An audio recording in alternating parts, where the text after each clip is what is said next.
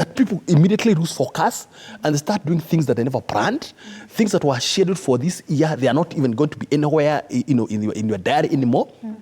You'll be revisiting this end of the year, and you have a whole list of things that you had planned to do but never did.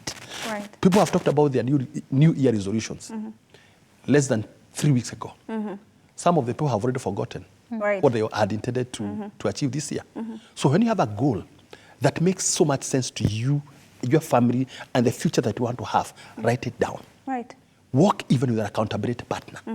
Somebody who is on that path, maybe a few steps ahead of you, let them walk with you. Let them share with them what you want to achieve.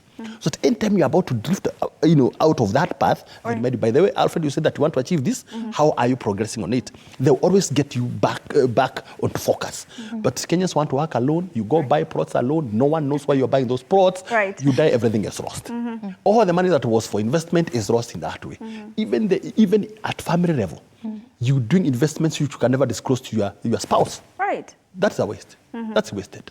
So I think for me, the whole idea of writing our narrative will start with planning. Right. And what you plan to achieve, write it down.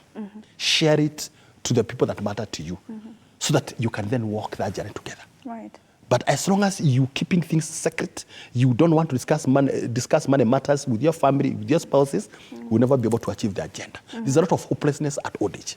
And especially we, the men, are severely affected. Right. Because most of the men don't want to listen to advice. So I continuously talk to the men and telling them, you know what?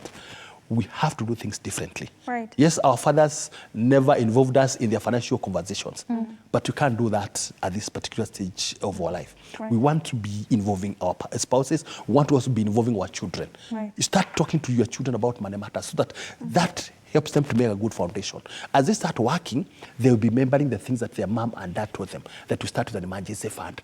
Once you build an emergency fund that can take care of 3 to 6 times of your monthly running expenses, then you will go to the next phase of your life.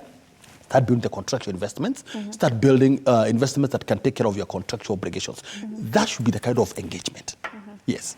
Right. And let's gain some perspective before we go to what do we do for the future? How do we plan for the future? Before we delve into that, let's just have some perspective with our very final slide as we look at, some of the things or some